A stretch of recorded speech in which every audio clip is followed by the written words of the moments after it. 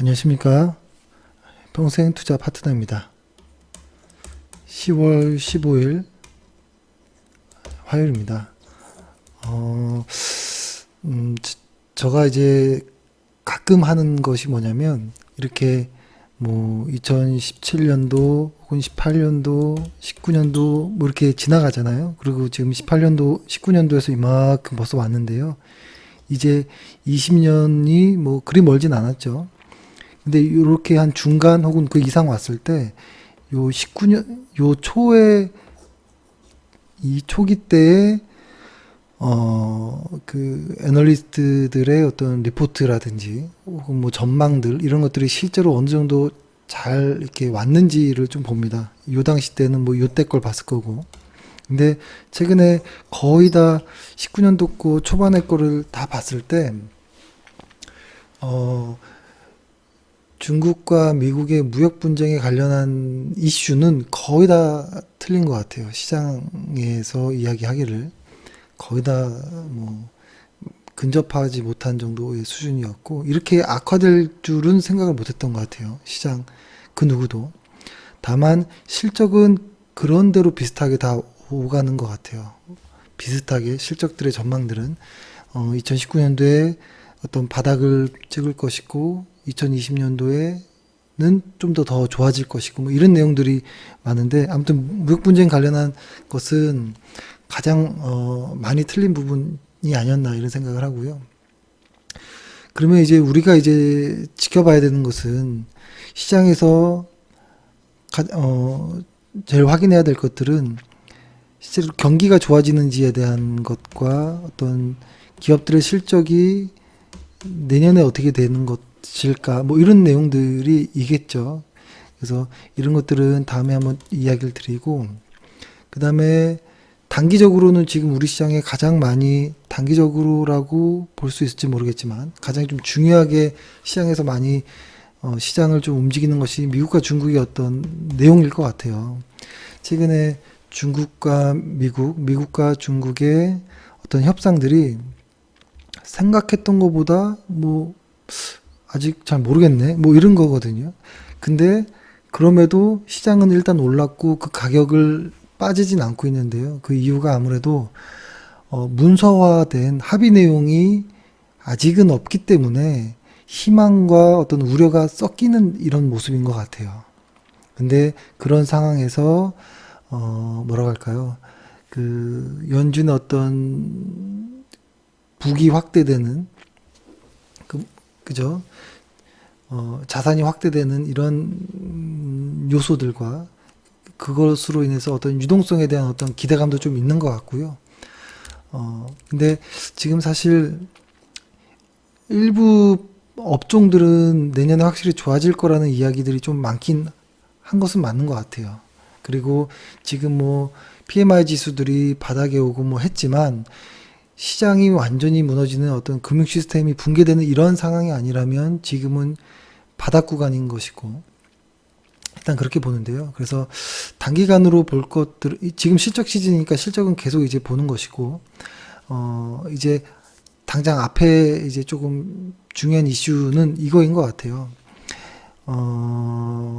일단은 미국과 중국이 제한적인 범위에서는 무역 협상에 합의했다라는 내용은 좀 의미가 있고, 다만 그 문서화된 합의 내용이 아직 없는데, 그것이 이제 나오기까지 이에 어떠한 변동성은 있을 것이고, 그 안에 나올 것 중에 가장 첫 번째로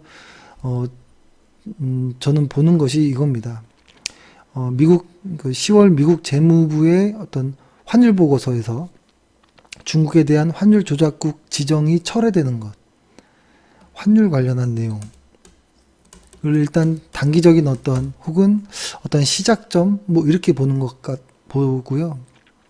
그 다음에 중요한 거는 12월 달에 이제 관세를 유예할 것인지 뭐 좀 줄일 것인지 뭐 이런 내용들, 요 두 가지가 뭐 가장 큰 내용일 것 같아요. 그래서 이 12월까지는 변동성은 있겠지만, 변동성, 그러니까 뭐 서로 겁을 준다든지 뭐 이런 거겠죠. 이런 것도 있겠지만, 그래도 연말까지는 좀 그래도 괜찮지 않을까라는 생각을 합니다. 근데 여기서 이제 조금 기대를 하는 게 이제 이겁니다. 뭐냐면 뭐 한국과 어떤 환율과 위안화가 달러 대비해서 비슷한 추이를 보였던 건 맞는데요. 특히 이제 이거를 뭐 아주 과거 옛날부터 보면 안 맞는 경우들이 상당히 많긴 하지만 그 미국 분쟁이 시작된 그 시기를부터 달러 대비 위안화 환율 추이가 매우 그 한국의 어떤 그 외국인 수급과 거의 밀접했었거든요. 그러니까 위안화가 강세일 때 코스피에는 외국인의 순매수가 이렇게 있었던 이런 부분이죠. 이것을 좀 보려고 하는데요. 지금 시장을 보면 우리 코스피를 이렇게 보면 확실히 요때 강했던 거는 연기금에 의한 어떤 매수세가 있었고, 근데 이것이 다만 더 치고 나가려면 환율이 좀 우호적인, 외국인들이 마음 편하게 들어올 수 있을 우호적인 어떤 환경이 만들어져야 된다고 봅니다. 외국인들이 한국에 투자하는 데 있어서 한 65% 정도는, 절반 정도 이상은 환율에 좀 노출되어 있거든요. 그렇기 때문에 신경을 안 쓸 수가 없는 부분이 있겠죠. 그래서 환율의 눈치를 안 볼 수는 없겠죠. 그래서 지금은 우리 시장의 주간 차트로 보면 이런 모습이에요. 도지형의 이런 도치 캔들의 모습인데, 일단 미니들이든 스몰들이든 일단 오케이라는 것이죠. 일단은 긍정적으로 봤는데 여기서 가격이 움직이지 않고 있다라는 것은 좀 이번 주까지 더 봐야겠지만 아직은 조금 우려 뭐 이런 것들이 좀 있는 것 같긴 합니다. 그래서 여기를 깨고서 다시 빠지는지 좀 지켜봐야 되는 부분이 있고, 근데 그 이전에 앞서서 지금 위안화를 좀 보면 위안화가 보조지표 상으로 보면은 확실히 좀 뭐 이런 식으로 좀 하락할 것처럼 이렇게 보여요. 위안화의 모습은. 근데 이렇게 하락하기까지는 어떻게 보냐면 저희 같은 경우에는 위안화를 이렇게 보면 적어도 이 파란색 선을 깨고 내려가기 전까지는 그렇게 안전한 구간이라고는 보지 않아요. 그러니까 위안화가 여기를 치고 내려가야 진짜 시장에 강세장이 나올 거고, 요 당시 때가 코스피가 아주 강한 구간이었죠. 그리고 여기 때 잠깐 반등이 있었고, 그래서 이번에 이 구간을 치고 내려가 준다면 우리 코스피는 강한 구간이 오지 않을까 라는 생각을 합니다. 그래서 이 구간을 우리 코스피랑 한번 비교해 볼게요.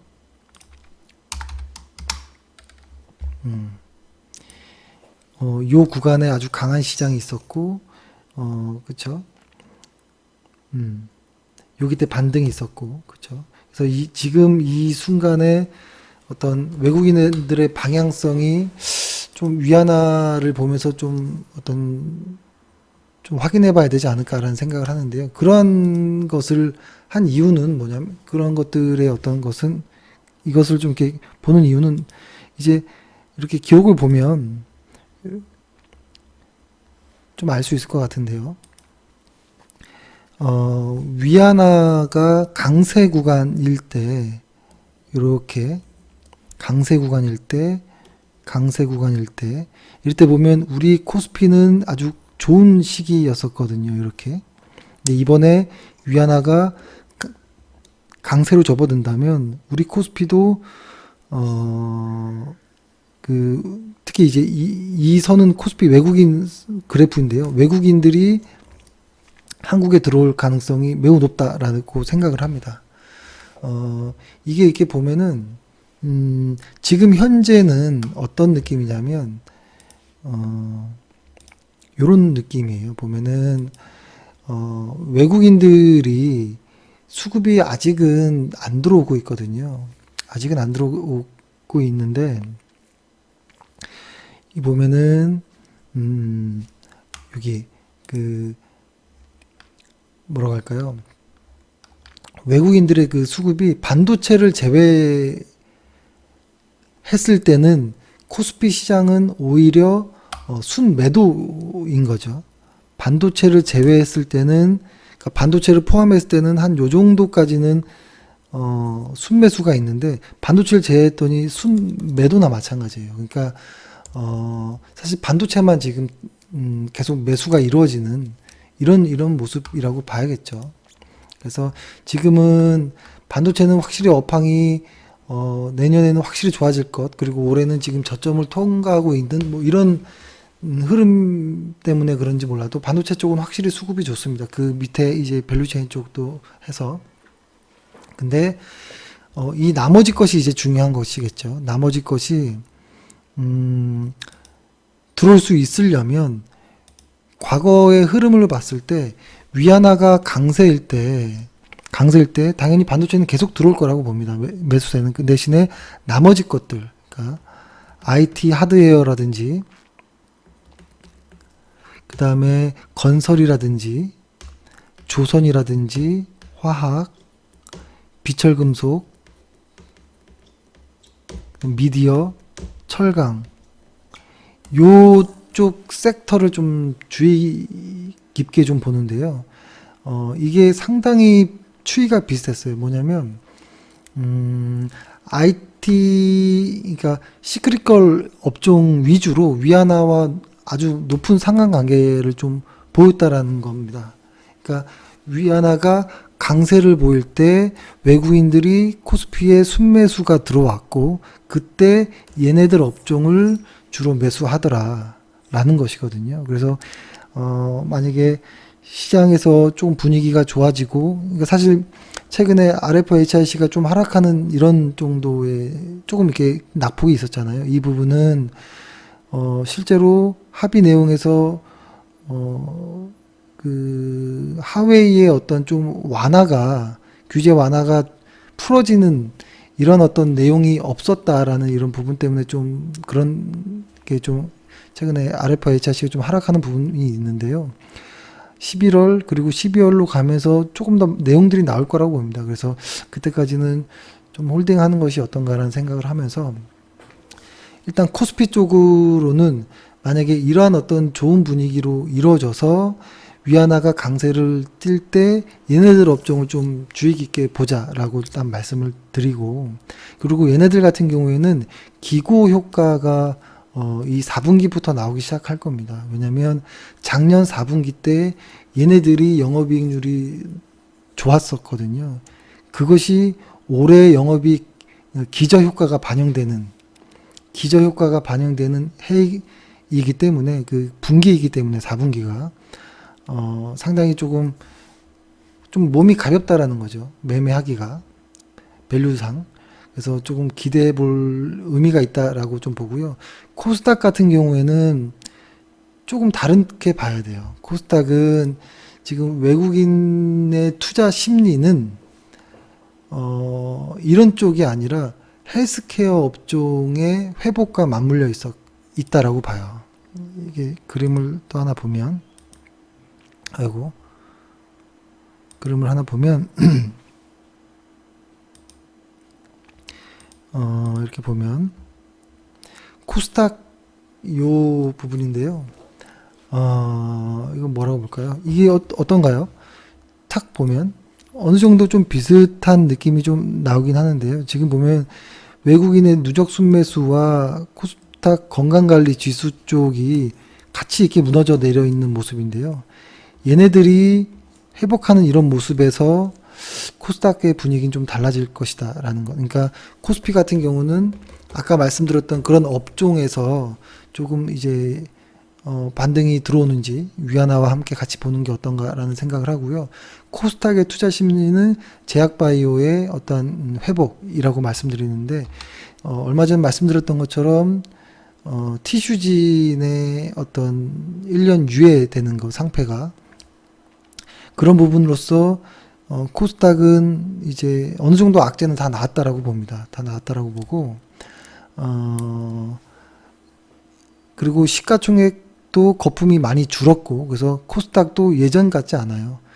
거품이라는 내용을 말하기에는 이제는 좀 그런 상황을 지난 것 같아요. 그래서 확실히 코스닥도 바닥을 통과하는 이런 과정 중에 있다라고 보여지거든요. 그래서 지금은 코스피, 코스닥 아주 바닥권이다라고 좀 말씀드릴 수 있을 것 같고, 조금 길게 본다면 시간이 한 1년 정도 이렇게 지나고 보면 지금 주식 비중을 확실히 늘렸어야 되는데 라는 생각을 할 것 같다라는 생각을 해요.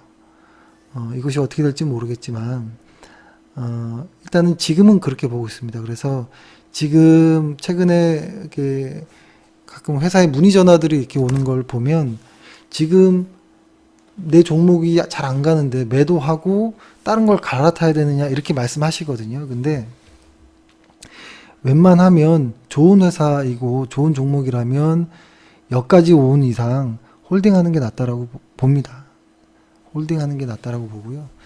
근데 정말 말도 안 되는 뭐 어떤 테마주라든지 실적이 너무 안 좋은 것들이라든지 이런 것들은 좀 조정이 필요할 수 있다라고 보는데, 실적이 우수한데도 불구하고 쉽게 못 오른 애들은 홀딩하거나 추가 매수가 오히려 어떨까 뭐 이런 생각을 해요. 예를 들어서 한참을 고생했던 메디톡스 같은 경우에도 저희는 지금은 이제는 홀딩해야 된다라는 생각을 하고요. 셀트리온도 지금 도망갈 때는 아니다 뭐 이렇게 보거든요. 그러니까 제약바이오를 이제 하도 힘들었다 보니까 지금에 와서 포기하시려고 하는데 지금은 반대인 것 같아요. 그러니까 셀트리온을 포기해야 되는 시점은 예전에 방송에서도 말씀드렸지만 뭐 요 언저리였겠죠. 그러겠죠.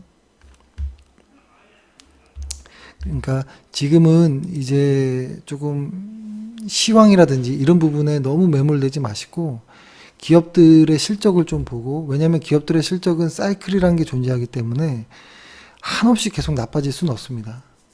그렇죠? 어느 정도 재고와 혹은 공급과 수요가 이렇게 맞물려야 되는 부분이 있다라고 생각을 하거든요. 그래서 저는 지금 우리 시장의 코스피나 코스닥은 매매하기 혹은 주식 비중을 늘리는 구간이다라고 생각을 합니다. 예, 일단 오늘 이렇게 해서 마치도록 하겠습니다. 감사합니다.